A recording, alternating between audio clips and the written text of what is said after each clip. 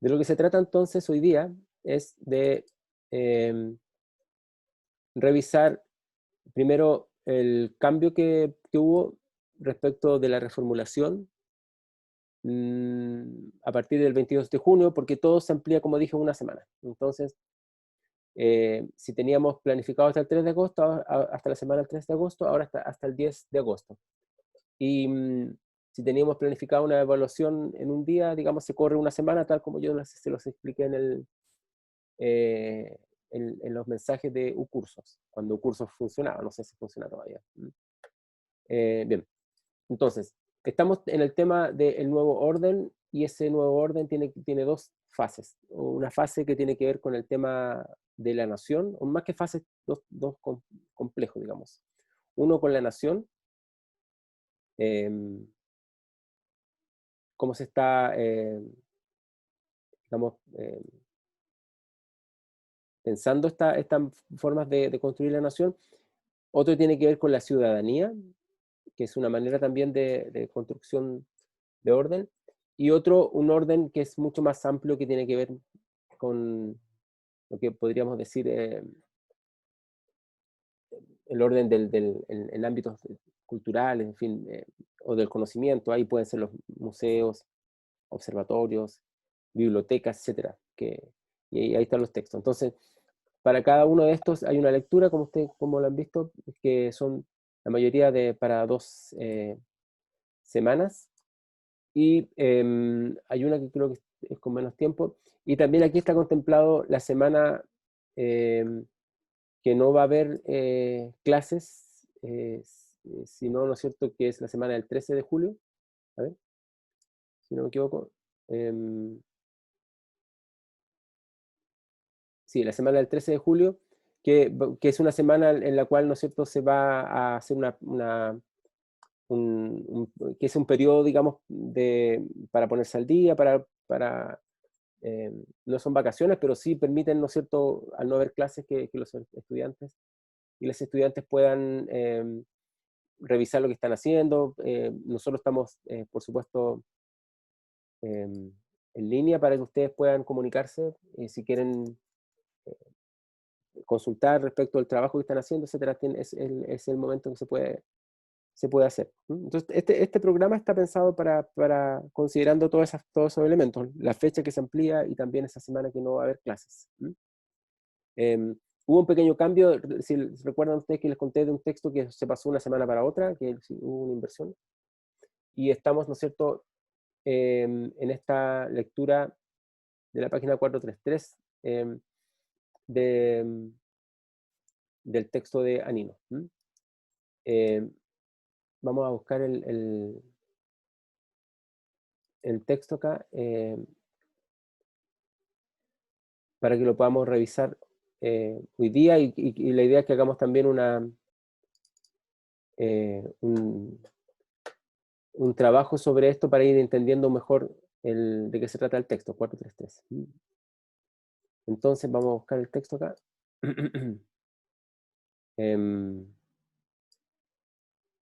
Que se refiere al Cono Sur. Entonces, lo de esta semana tiene que ver con mitos y simbologías nacionales en los países del Cono Sur. Cuando se habla del Cono Sur se refiere principalmente a Chile, Argentina, Uruguay. A veces se amplía un poquito más, y aquí de hecho ponen hasta Perú y Paraguay como parte el Cono Sur, sí, claro. El Cono Sur es más amplio, perdón, estaba pensando en otro tema. Y en parte nosotros no miramos tanto el tema en Chile, porque ya lo trabajan en otros cursos, pero en este caso tal vez lo vamos a incluir porque ha sido puesto también en esta lectura. Es importante que ustedes piensen y consideren que hay dos elementos previos que ustedes tienen que debieran revisar, que son clases que yo grabé. Uno es las concepciones de la nación, ¿no es cierto?, desde los textos clásicos de Anderson, Hobsbawm y Smith. cómo son concebidos para ellos los problemas y cómo enfrentan, ¿no es cierto?, el tema de los inventos de nación, de los aspectos afectivos, qué sé yo, os racionales, etcétera, de la consideración de la, de la nación. Em, y lo otro, ¿no es cierto?, es el concepto mismo de nación. Eh, y ahí nosotros tomamos esta perspectiva de Anthony Smith, que habla un poco de la teoría gastronómica o la teoría, ¿no es cierto?, como artefacto cultural para entender la nación. Eso también yo ya lo expliqué en una cápsula. Estas dos cápsulas están, ¿no es cierto?, eh, en un curso, las pueden ver.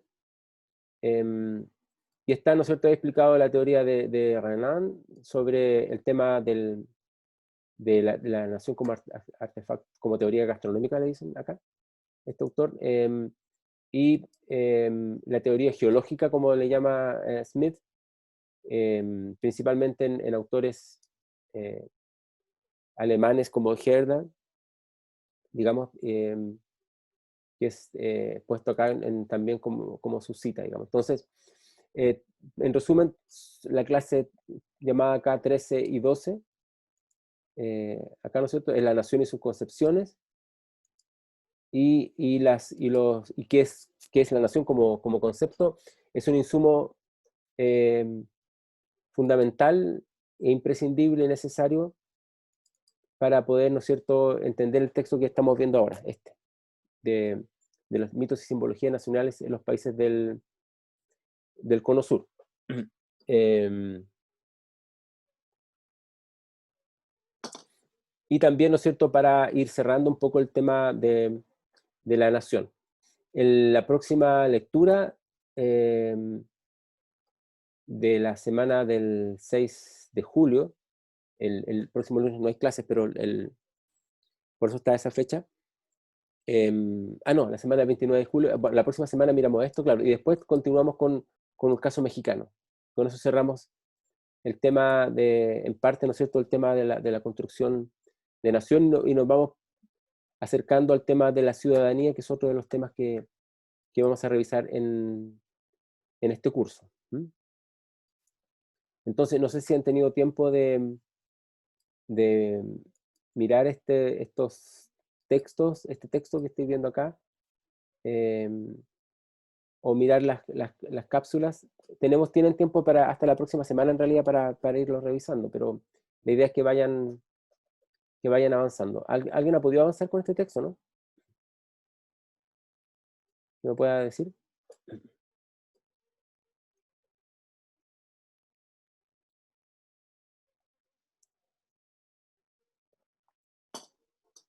Sí, ok. Eh, ya, ok. Lo importante es que vamos viendo, digamos, cómo estos textos de Gellner, Hobsbawm, Anderson, Smith y otros que hemos visto en las cápsulas se van aplicando también a los estudios de caso, porque acá tenemos siempre esta perspectiva, que están estos autores que han tomado el tema, aunque son estudios de caso en el fondo, pues son en Inglaterra, principalmente en Europa, y después cómo eso se puede ir aplicando a estudios de caso, en este caso, para la redundancia, en los países del Cono Sur. Si no han podido ver las cápsulas, tienen hasta la próxima semana para revisarlas. Yo trato que sean cortas, pero a veces se me olvida, pero la idea es que sean, digamos, bien acotadas para que ustedes desde ahí, desde las cápsulas, puedan ver los textos que están nada más en un curso, están mencionados en la cápsula, y ustedes pueden leer el texto si quieren profundizar, eh, digamos, en el tema. Si necesitan eh, una bibliografía, digamos, más profunda sobre el tema, o más, que probablemente no esté en castellano, me pueden decir, entonces ahí nos ponemos de acuerdo para, para revisarlo. Bien, entonces, el objetivo de la clase de hoy es bien concreto, es hacer un trabajo, digamos, sobre este texto que de alguna manera se va a unir, como les dije, en eh, en la perspectiva del curso, con lo que es explicado en las cápsulas. Uno de los elementos fundamentales para trabajar, como lo habrán visto probablemente en otros autores, para trabajar estas ideas de concepción de nación y de construcción de nación, son las simbologías, ¿sí? Y los mitos. Entonces, hasta ahora tenemos claro que las naciones construyeron estos mitos y simbologías para, de alguna manera, fundamentar y darle un sentido a esta idea de nación, construcción de nación, y eso es lo que vamos a ver hoy día. Lo que no tenemos claro es cómo esas ideas tuvieron o fueron apropiadas por la población, o quiénes realmente incorporan esas ideas. Eso ha estado menos estudiado, y eso es algo que en los años 90, cuando surgieron estos libros, o principios de este siglo, año 2000, 2001, qué sé yo, 2005, no era una gran preocupación, pero ahora la historiografía más contemporánea de los últimos años ha pasado esta etapa en la cual se habla de las simbologías y mitos nacionales construidas desde arriba, para, ¿no es cierto?, tratar de entender cómo esto fue apropiado y de qué manera pudo haber sido eventualmente apropiado, si es que fue apropiado por grupos más allá de estas élites. Aún así, creo yo que es importante como literatura para el curso, poder entender cómo estas ideas de Gellner, Hobsbawm y otros fueron aplicados por los historiadores latinoamericanos, hispanoamericanos, no todos, algunos son aquí en este caso franceses y alemanes también, en los casos de la historia latinoamericana. Entonces, bueno, uno de los temas fundamentales para entender esta idea de nación y cómo se construye la nación son los mitos y simbologías nacionales. Este autor habla, ¿no es cierto?, de periodos en los cuales estos mitos y simbologías van construyéndose para el caso de estos países del Cono Sur, en los cuales se basa principalmente en Argentina y Chile, en realidad. Si uno lo mira, son los que más usa como ejemplos. Y habla de periodos entre 1810 a 1830, ¿no es cierto?, con la lucha de la independencia. Es un periodo que supone después de una segunda época de 1830 a 1860, que hay un periodo, digamos, de construcción, digamos, diferente. Y la última desde 1860 hasta la segunda hasta la segunda década, perdón, del siglo XX, que es como un periodo culminante. Esta es una visión bien esquemática de cómo funcionan, diría yo, cómo funcionan las construcciones de naciones, pero bueno, ahora podemos mirarlo un poco con más distancia este texto del año de, de principio del siglo XXI, tiene 20 años ya este texto probablemente, y podemos decir que uno puede poner, que uno, aunque quiera ponerle esquemas y tratar de mostrar esto como una especie de elemento construido de forma ordenada, sabemos que no es así, y que está mucho más mezclado, pero por lo menos él toma, que de lo que se supone, pero él por lo menos él toma algunos hitos que son importantes para entender, digamos, cómo esto ha sido construido en tanto construcción, también valga la redundancia, de nación. Y él divide esto en distintas etapas. Una es la etapa emblemática y poética. Eh, Otro, ¿no es cierto?, es, voy avanzando, la etapa crítica historiográfica,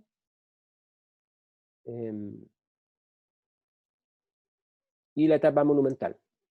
Yo creo que es la última que revisa. Entonces, cada una de estas etapas que el autor analiza, ¿no es cierto?, las ve en relación a los estudios de caso del Cono Sur, como dije, principalmente para el caso de Argentina y Chile. Entonces, como resumen de esto, podemos ver que si ustedes miran las cápsulas, las ideas de nación y conceptos de nación han sido muy influyentes, lo podemos ver acá para entender cómo esto fue ocurriendo en Hispanoamérica, y podemos ver cómo esto fue aplicado en este caso a la noción de etapas por las cuales pasan, ¿no es cierto?, los países para construir las naciones. Etapa emblemática, etapa poética, etapa crítica historiográfica y, como dice el autor, etapa monumental. Em, yo he pensado que podemos tomar estas etapas a partir de tres, tres trabajos, tres actividades, tres grupos, en los cuales ustedes puedan ir definiendo estas etapas. Como conversamos en clases, esto ha sido una de los talleres. Yo no le puse el nombre taller, uno de ustedes le puso el nombre taller, creo. Eso fue buena idea. Estos talleres pueden ser una forma de leer los textos de manera más detallada. Supone que ustedes tienen que leer los textos igual, evidentemente, y permite, ¿no es cierto?, que el curso separado pueda ir organizando la lectura. Entonces, la primera parte es respecto a la etapa emblemática y poética de la nación, como dije. La segunda es la etapa crítica, historiográfica, según este autor, y la etapa monumental. La idea es que ustedes en grupo puedan ahora ir describiendo cuáles son las principales características de estas etapas. Y lo podemos ir viendo ahora en, en estos trabajos. No sé si tienen algo que agregar respecto del texto mismo o de la dinámica del curso que no les haya quedado claro. Em, Voy a pausar la grabación porque en realidad toda esta parte no es necesario que esté grabada.